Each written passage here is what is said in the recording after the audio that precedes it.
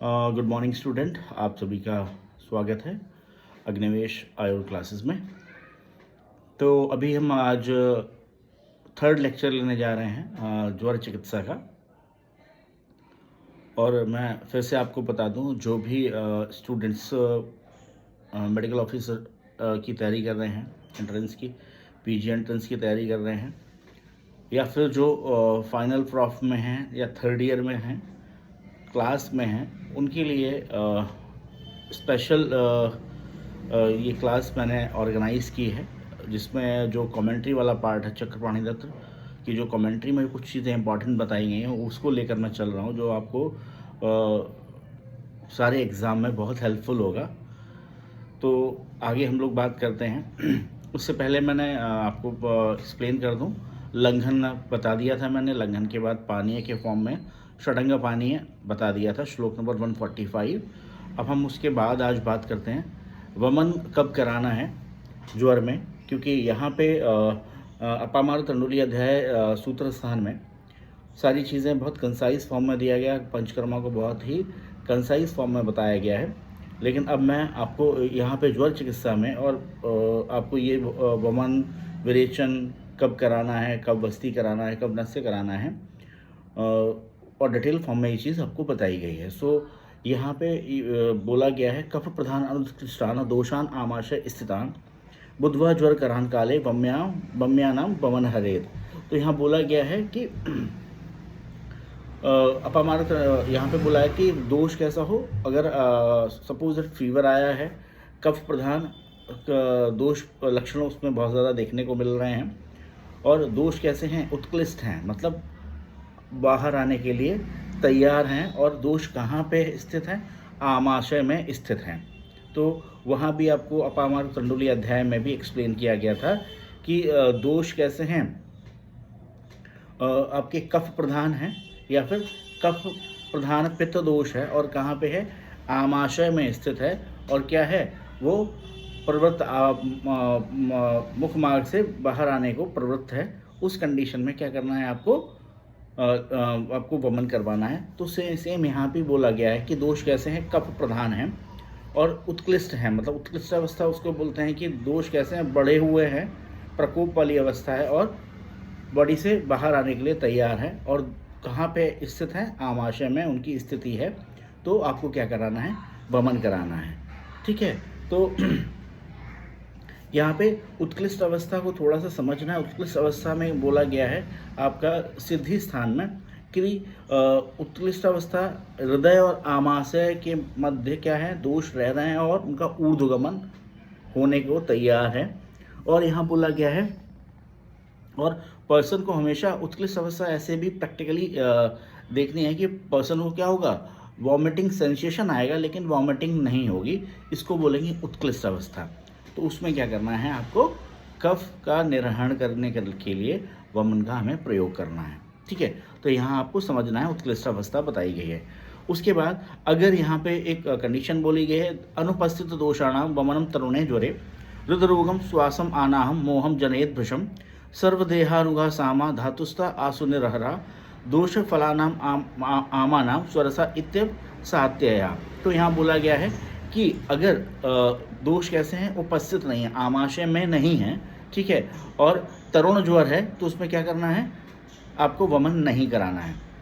Condition सिर्फ बोली गई है। दोष कहाँ है, कफ प्रधान दोष है, उत्कृष्ट अवस्था में है, दोष कहाँ है, आमाशय में स्थित है, तो आपको वमन कराना है।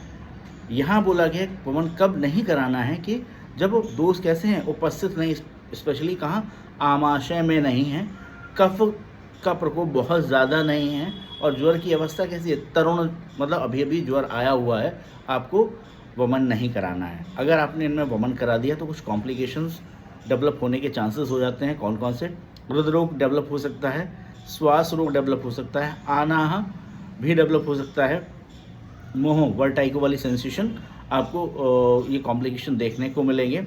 यहाँ पे एक सिमिली बताई गई है कि जैसे हम लोग किसी फ्रूट से अगर जूस निकालना है और फ्रूट कैसा है, पका हुआ है, तो ईजिली क्या होगा, जूस निकल आएगा। लेकिन वही अगर फ्रूट कैसा है, कच्चा है और उसमें से अगर हम जूस निकालने की कोशिश करेंगे तो जूस नहीं निकलेगा और पूरा फल भी खराब हो जाएगा और जूस आपको प्रॉपरली एलिमिनेट आप उससे नहीं कर पाएंगे। तो यहाँ बोला गया है सर्वदेहानुगा सामा धातु स्थित आसु निर्हा। अगर देश दोष कैसे हैं, सर्वदेह में कैसे हैं, फैल चुके हैं, सामावस्था में हैं, धातु में पहुँचे हुए हैं, तो क्या करना है, बहुत ही मुश्किल से वो बॉडी से बाहर आ पाएंगे।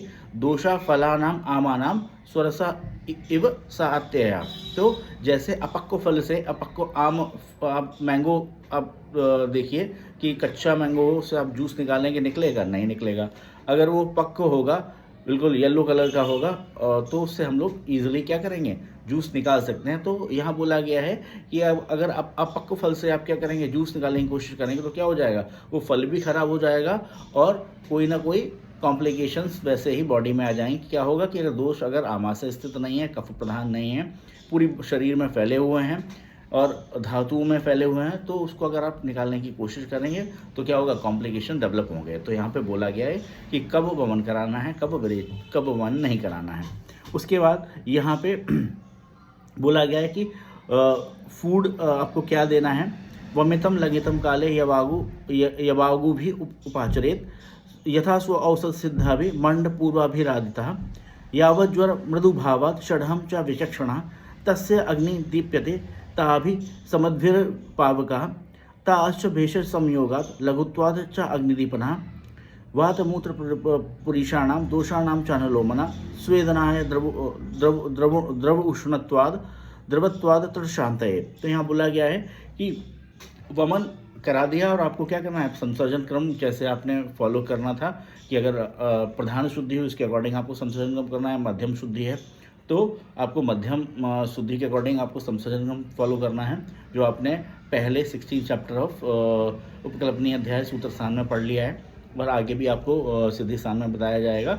तो यहाँ पे आपको क्या करना है, संसर्जन क्रम करना है। संसर्जन क्रम के लिए क्या करना है, आपको वमन और लंघन के बाद जब प्रॉपर टाइम आएगा तो क्या करना है, यवागु का प्रयोग करना है, मंड का प्रयोग करना है, लाजा का प्रयोग करना है, ये सब चीज़ों का आपको प्रयोग करना है। लेकिन क्या करना है, स्व औषध सिद्ध। अगर ये भी जो आपने फूड बनाया है, फूड देना है, फूड को क्या करना है, मेडिसिन के साथ प्रोसेस करके देना है, ताकि क्या होगा, जो ज्वर बढ़ा हुआ है वो मृदु भाव को और पाएगा और उससे ज्वर में और जो टेम्परेचर बढ़ा हुआ था उसमें क्या हो जाएगा, थोड़ी सी और कमी आएगी, मृदु होगा। और 6 दिन तक इन्होंने वो यवागु के लिए बोला गया है कि फर्स्ट 6 डेज लंघन कराना है, उसके बाद यवागु 6 डेज, आगे कुछ चीज़ें और बताई जाएंगी। तस्य अग्नि यवागु और इन स्वऔषध सिद्ध होने से क्या होगा, अग्नि के दीप्ति होगी और उस पर्सन को क्या होगा, फूड के फॉर्म में आप मेडिसिन को प्रोसेस करके देना, तो फूड क्या करेगा, बॉडी में एनर्जी प्रोवाइड करेगा और जो मेडिसिन होगी वो क्या करेगा, ज्वर को कम करेगी और अग्नि को भी क्या करेगी, बढ़ाएगी। ठीक है। सो इन्होंने बोला है ताश्च भेषज संयोगाद लघुत्वाद च अग्निदीपना, तो वो लघु होगा और अग्निदीपन करेगा शरीर का। और वात मूत्र पुरीषाणाम दोषाणाम च अनुलोमना, और क्या करेगा, वात मूत्र और पुरीष का जो अवरोध था पहले, जो कॉन्स्टिपेशन था, अब क्या हो जाएगा, रिलीज हो जाएगा, अनुलोमन होने लगेगा। और उष्ण होने के कारण ये सब यवागु या मंडे का हम प्रयोग करेंगे, वो उष्ण करेंगे। तो उष्णता का यहाँ बेनिफिट बताया गया है कि ये क्या करेगा, स्वेदन कराएगा। द्रव की प्रधानता होने की वजह से ये क्या करेगा, तृष्णा की शांति करेगा। ठीक है।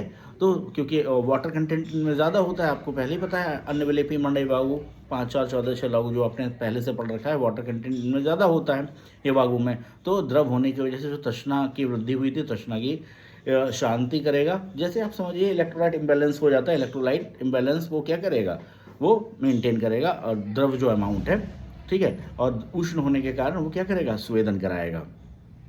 आहार भावत प्राणाय सरत्वाद लाघवाय च, और मंड और यवागु किससे बनते हैं, फूड को प्रोसेस करते हैं मेडिसिन का, तो फूड क्या करेगा, आहार भाव होने के कारण क्या करेगा, प्राणों का आहार को प्राण बोला है, जो मैंने आपको पहले बताया चैप्टर नंबर 27 में कि सूत्र स्थान में, कि आहार को भी प्राण बोला गया, क्योंकि अगर हम फूड नहीं लेंगे तो हमें क्या होगा, हमारे सारे ऑर्गन्स या फिर जो हमारी जो बॉडी एक्टिविटी है वो प्रॉपर चलेगी नहीं। तो आहार भावात प्राणाय सरत्वात लाघवाय च, और सर होगा और लघुता को भी वो प्रमोट करेगा।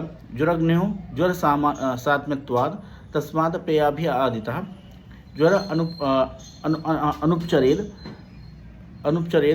आनृते मध्य समुत्थितात् मधाते मध्य नित्य ग्रीष्म कफ पित्तादिके ऊर्ध्वे रक्त पित्ते च यवागुर्ना हिता ज्वरा।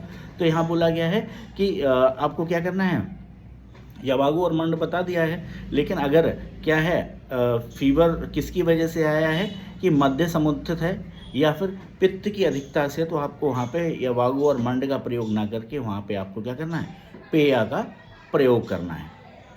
ठीक है। उसके बाद यहाँ बोला गया है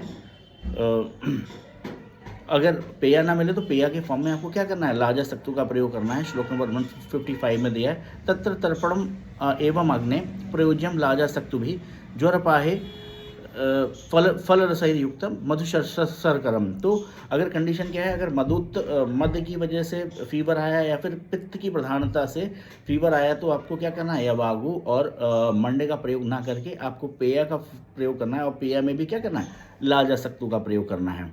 लाजा सक्तु आप समझ रहे, लाजा क्या होता है, जो अभी आपने दिवाली गई है तो जो खील या फिर जो आपको लैया मिलती है उसको क्या करना है, एक्सेस गर्म पानी में डिप करके उससे क्या करना है, घोल बनाना है और पेशेंट को देना है। उसी को ही लाजा सक्तु बोला गया है। ये क्या करेगा, ज्वर को क्या करेगा, कम करेगा। और मधु और शर्करा होने की वजह से ये पित्त को क्या करेगा, पित्त और कफ को कम करेगा। और शर्करा क्या है, शर्करा यहाँ पे मिश्री को बोला गया है शर्करा के फॉर्म में। तो ये मध्य जनित ज्वर को और पित्त जनित ज्वर को शांति करेगा। तत् साथ में बलापेक्षी भोजय जीर्ण तर्पणम तनुना मुद्गयूषेण जांगलेन रसेन व अन्य कालेषु चाप्यस्महि विदेहम दंतधावनम यो अस्य वक्ररस तस्माद् विपरीतं पर्यंचयत् तदस्य मुख वैषद्यं प्रकांक्षा च अन्नपानयो दत्ते रस विशेषाणां अभिज्ञत्वं करोति यत् विशोध्यं द्रुमशाखाग्रैश्च प्रक्षाल्य चास्कृत मस्तु इक्षुरस मद्याद्यै यथा आहार वाप्नुयात् पाचनम शमनीयम वा कषायम पायेद भिषक ज्वरम तीते षडहेत अतीते लघुअन्न प्रतिभोजितम।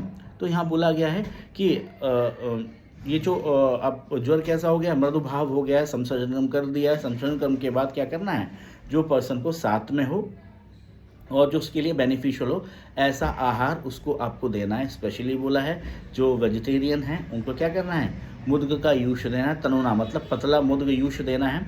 और जो नॉन वेजिटेरियन हैं उनको क्या करना है, जांगल और पशु पक्षियों के मांस रस को क्या करना है, पतला पतला उसको देना है।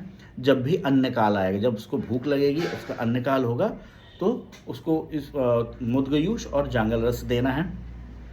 अब पहले क्या था, दंत धावन काउंटर इंडिकेटर कि अब क्या करना है, जो मुख का स्वाद है वो पहले से बेहतर हो चुका है तो अब क्या करना है, दंत धावन भी करना है। तो जो पहले आपको दिनचर्या अध्याय में बताया गया है दंत धावन कैसे करना है, दंत धावन के लिए बोला गया है कि कटुतिक्त कषायाणाम, जो कटुतिक्त और कषाय रस के जो प्लांट है उनकी क्या करना है, तने को लेना है, उसके क्या करना है, उसको आउटर कवरिंग को पील करना है, ब्रश फॉर्म में बनाना है और क्या करना है, दंत धावन करना है। ठीक है। और मुख शुद्धि के बाद जो उसको अन्नपान अच्छा लग रहा है उसको क्या करना है, उसको देना है। उसके बाद यहाँ बोला गया है कि कषाय का प्रयोग करना है, क्योंकि अभी क्या हुआ, फीवर पूरी तरह से गया नहीं है, फीवर अभी हो सकता है थोड़ा बहुत धातु के लेवल पे बचा हुआ हो, तो क्या करना है, पाचन और शमनीय कषाय का प्रयोग करना है। पाचन और शमनीय कषाय, पाचन जो दोषों को क्या करेगा, पाचन करेगा, और जो दोष आमक कंडीशन उनका पाचन करेगा, और दोष जो कैसे हैं डीप सीटेड उनका शमन करेगा। तो आपको कषाय का प्रयोग करना है, स्पेशली डिकॉक्शन का प्रयोग करना है। यहाँ कषाय रस की बात नहीं हुई है, यहाँ डिकॉक्शन की बात हुई है। ठीक है। ज्वरितम षडहे तीते लघ्वन्न प्रतिभोजितम, तो क्या करना है, फर्स्ट आपको 6 डेज क्या करना है, लंघन कराना है। उसके बाद आपको क्या करना है, यवागु का 6 डेज प्रयोग करना है। उसके बाद कषाय का 6 डेज प्रयोग करना है। अब 6-6-6 का कॉम्बिनेशन आपको समझ में आ रहा होगा थोड़ा बहुत। तो उसके बाद यहाँ बोला गया है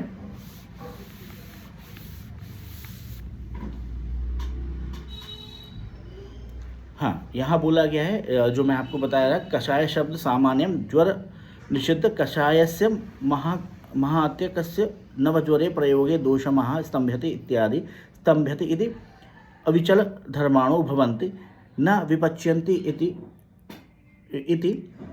चिरेण अपि व सुखम पच्यन्ते। स्तंभित्वादि इति स्तंभ स्वभावात् उक्तम ही कषाय स्तंभनम शीतः। तो यहाँ पे मैं आपको जैसे बोल रहा हूँ कि जो ज्वर में क्या करना है, कषाय रस जो है उसका प्रयोग नहीं करना है। यहाँ पे डिकॉक्शन की बात नहीं हो रही है, यहाँ पे बात क्या हो रही है, कषाय रस को निषिद्ध बताया गया है लेकिन डिकॉक्शन को इंडिकेट बताया गया है। क्योंकि कषाय से हम क्या लेते हैं, कषाय रस अगर हम ले लेंगे तो कषाय रस क्या करेगा, स्तंभन करेगा दोषों का। जो पाचन प्रॉपर हो रहा था उसको क्या करेगा, पाचन नहीं होने देगा और ज्वर को विषम कंडीशन में कर देगा। ठीक है, दोषाबद्धा कषायेण स्तंभित्वाद तरुणे ज्वरे, और दोषों को क्या करेगा, बद्ध कर देगा, मतलब बांध देगा और बॉडी से बाहर प्रवृत्त नहीं करने देगा। इसलिए कषाय रस को क्या बोला गया है, कॉन्ट्राइंडिकेटेड बोला गया है। लेकिन कषाय यहाँ पे डिकॉक्शन की बात चल रही है, तो कषाय का प्रयोग करना है, डिकॉक्शन का प्रयोग करना है, कषाय रस का प्रयोग नहीं करना है। ठीक है, उसके बाद यूषैर अम्लैर्वा जुलैर जांगलैर्वा रसैर्हितै दशाहम यावद अश्नीयात लघ्वन्नम ज्वर शांतये। और ज्वर की शांति तक आपको क्या करना है, यूष या जांगल मांस रस का आपको प्रयोग करना है। दशाहम 10 डेज के बाद क्या हो गया, वो जनरली शांत हो जाता है। ठीक है, अतः ऊर्ध्वम कफे मंदे वात पित्तोत्तर ज्वरे परिपक्वेषु दोषेषु सर्पानम यथामृतम। अब क्या है, सर्पीपान करना है। सर्पीपान के लिए यहाँ पे इंडिकेशन बताया गया है कि सर्पीपान कब करना है, अगर दोष कैसे हैं, कफ कैसा हो गया है, मंद हो गया है, कफ दोष कम हो गया है और प्रधानता किसकी आपको दिख रही है, वात पित्त दोष की प्रधानता दिख रही है और दोष कैसे हो गए हैं, पक्व हो चुके हैं, तो आपको क्या करना है, सर्पीपान आपको कराना है। तो यहाँ पे बोला गया है परिपक्वेषु इति सर्वथा पक्वेषु। ठीक है, परिपक्व का मतलब सर्वथा पक्व से बोला गया कि दोष कैसे हो गए हैं, पाक हो चुका है, दोष सेटल हो चुके हैं, बॉडी टेम्परेचर कम हो चुका है। ठीक है, और जो आपके जो पहले जो लिथार्जीनेस थी, जो हीन वर्ण हो गया था या फिर जो एनर्जी जो जा चुकी थी अब दोबारा से रीगेन हो गई है, तो इसमें आपको इस कंडीशन में क्या करना है, परिपक्व अवस्था आपको जाननी है। सर्पी इति वक्तव्ये अधिकपानग्रहेण अनुवासनाभ्यंग दिनः सर्पिष्य उपयोग अस्मिन् काले निषेधयति। तो यहाँ बोला गया है कि अधिक सर्पीपान नहीं करना है, ना ही अनुवासन का प्रयोग करना है, ना ही अभ्यंग का प्रयोग करना है। ठीक है, लेकिन दिन में आपको क्या है, आप सर्पी का प्रयोग कर सकते हैं। सर्पी क्या करेगा, वात और पित्त के लिए क्या होता है, शामक होता है। स्पेशली पित्त शामक तो होता है, लेकिन स्नेह होने की वजह से वात शामक भी होता है। तो आपको किस कंडीशन में, कफ मंदावस्था होगी और वात पित्त दोष अभी क्या है, बढ़े हुए होंगे कुछ अमाउंट में, लेकिन परिपक्व हो चुके होंगे। परिपक्व इन द सेंस पक्व अवस्था हो चुकी होगी, उसमें आपको क्या कराना है, सर्पीपान आपको अमृत के समान गुणकारी होता है, ऐसा बोला गया है।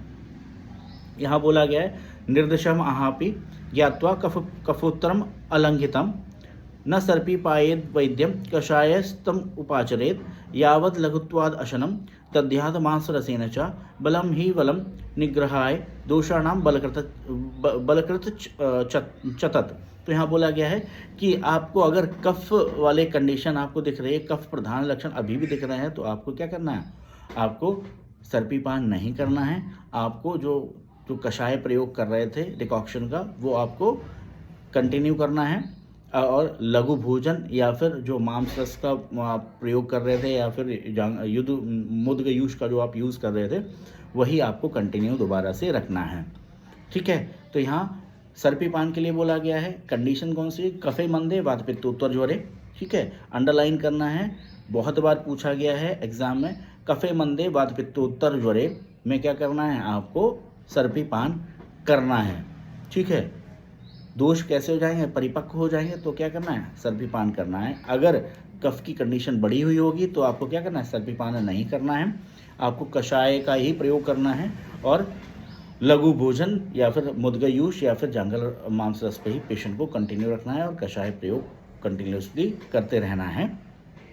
उसके बाद अगर कंडीशन क्या होगी, तृष्णा दाह तृष्णा परितस्य वात पित्तोत्तर ज्वरम बद्ध प्रच्युत दोषम निरामम पयसाम जयेत। तो यहाँ पे आपको क्या करना है, दुग्ध का प्रयोग बताया गया। तो कंडीशन यहाँ भी जैसे घृत के लिए कंडीशन बताई गई वात पित्तोत्तर ज्वर है, तो यहाँ भी वात पित्तोत्तर ज्वर की कंडीशन आपको मिलेगी। वात पित्त प्रधान लक्षण आपको देखने को मिलेंगे, लेकिन कंडीशन क्या होगी, दाह और तृष्णा अगर पेशेंट में है बहुत ज़्यादा, ठीक है, तो आपको क्या करना है, दुग्ध पान करना है, ठीक है। और दूसरी कंडीशन यहाँ बोली गई है, दुग्धपान कब करना है, जब बद्ध और प्रच्युत दोष मतलब कॉन्स्टिपेशन हो या फिर क्या हो रहा हो, डायरिया की कंडीशन हो गई हो, ठीक है, और ज्वर की कैसा हो, निरामावस्था हो, तब आपको क्या करना है, दुग्ध का प्रयोग करना है।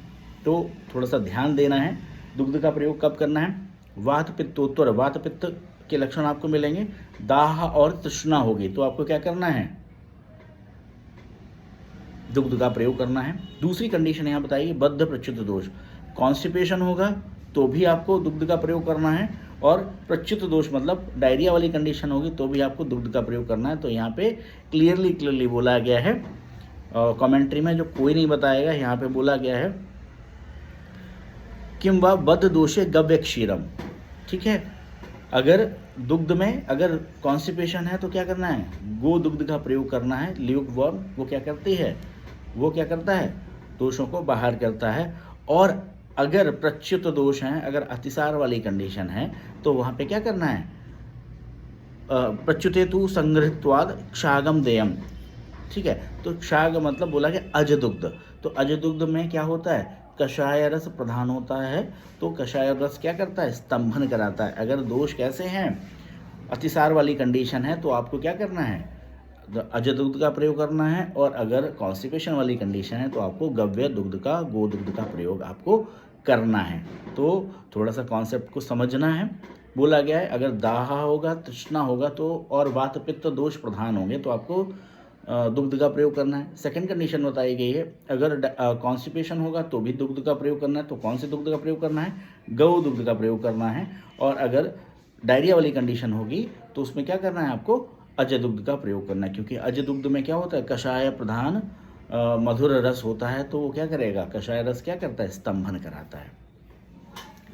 क्रिया भी आभि प्रशमम न प्रयाति यदा ज्वरा अक्षीण बल मांसाग्ने शमेतम विरेचनम।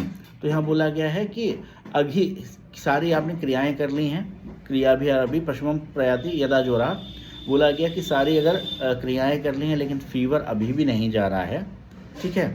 और पर्सन का कैसा है, बल और मांस कैसा है, अग्नि कैसी है, क्षीण नहीं हुई है, तो आपको क्या करना है, वेरिएशन का प्रयोग करना है, ठीक है। आगे यहाँ पे बोला भी गया श्लोक नंबर 171 में इंडिकेशन बताए गए हैं वेरिएशन के, पित्तम व कफ पित्तम व पित्ताशय गतम हरित समसम तीन मलान वस्ति हरित पक्वाशय स्थितान। तो आपको वेरिएशन और वस्ति का प्रयोग करना है, ठीक है। तो वेरिएशन का प्रयोग कब करना है कि दोष आप अभी तक क्या हो, जितनी अपनी मॉडलिटी आपने योग किया, लंघन कर लिया, आपने वमन करवा लिया, आपने कषाय का प्रयोग कर लिया, लेकिन अभी भी क्या है, फीवर स्टिल बना हुआ है, तो आपको क्या करना है, वेरिएशन कराना है। लेकिन कंडीशन यहाँ बताई गई है कि अक्षीण बल देह मांसाग्नि, तो पर्सन का जो बल और अग्नि और मांस कैसा क्षीण नहीं हुआ है, तो वेरिएशन और वस्ति का प्रयोग करना है। तो वेरिएशन के लिए कंडीशन बताई गई, जैसे वमन के लिए कंडीशन बताई गई थी, वैसे ही अगर दोष कैसे हैं, पित्त प्रधान है या कफ पित्त प्रधान है और पित्ताशय गत हैं, ठीक है। पित्ताशय गत हैं मतलब पित्ताशय को और मूव कर रहे हैं या फिर स्मॉल इंटेस्टाइन तक जा रहे हैं, तो उस कंडीशन में आपको क्या कराना है, वेरिएशन कराना है, ठीक है। ध्यान देना है, बहुत इंपॉर्टेंट कॉन्सेप्ट है, आपको अंडरलाइन करना है। पित्तम व कफ पित्तम व पित्ताशय गतम हरेत, जब आमाशय में थे, कफ प्रधान थे, तो हमने वमन करा दिया। अब क्या है, दोष कैसे हैं, पित्त प्रधान है या फिर पित्त कफ प्रधान है, और कहाँ है, पित्ताशय गत है, मतलब डिओडनम से की ओर मूव हो रहे हैं, डिओडनम को क्रॉस करके स्मॉल इंटेस्टाइन में जा रहे हैं, तो क्या करना है, आपको वेरिएशन कराना है। और उसके बाद यहाँ बोला गया है स्त्रीमलान वस्य रहित पक्वाशय स्थान, या फिर दोष कहाँ पहुँच गए हैं कि अगर दोष कहाँ है, लार्नस्टाइन में है, चाहे वो वात प्रधान हो, चाहे पित्त प्रधान हो, चाहे कफ प्रधान हो, और कहाँ पहुँच गए हैं, पक्वाशय में पहुँच गए हैं, तो आपको क्या करना है, वस्ति का प्रयोग करना है। ठीक है, तो यहाँ बोला गया है ज्वर क्षीणस्नाहितं वमनं विरेचनं कामं तु पैसा तस्य निरोहर्वा हरेन्मलान निरोह बलम अग्नि विज्वरत्तम उदम रुचिम परिपक्वेषु दोषेषु प्रयुक्तम शीघ्रम आवहेत। तो यहाँ बोला गया है कि अगर पर्सन में ज्वर कैसा है, अभी कम नहीं हुआ है, और वमन इंडिकेटेड नहीं है, न हितम वमनम न विरेचनम, और विरेचन भी इंडिकेटेड नहीं है, तो आपको क्या करना है, वस्ति का प्रयोग करना है। और वस्ति के लिए यहाँ पर कंडीशन उन्होंने बता दी है कि दोष कहाँ पहुँच गए हैं, आपके पक्वाशय में पहुँच गए हैं, और चाहे वो वात प्रधान हो, चाहे पित्त प्रधान हो, चाहे कफ प्रधान हो, तो आपको क्या कराना है, वस्ति का प्रयोग कराना है। ठीक है, सो आज के लिए श्लोक नंबर 171 तक हम कंप्लीट किया है, और मुझे लग रहा है कि आपको थोड़ा बहुत समझ में आया होगा, थोड़ा सा कॉन्सेप्ट बिल्ड हुआ होगा। सो नेक्स्ट लेक्चर हम नेक्स्ट वीक डालेंगे। तब तक आप हमारे चैनल को लाइक कीजिए, सब्सक्राइब कीजिए और अच्छे से पढ़िए। Thank you.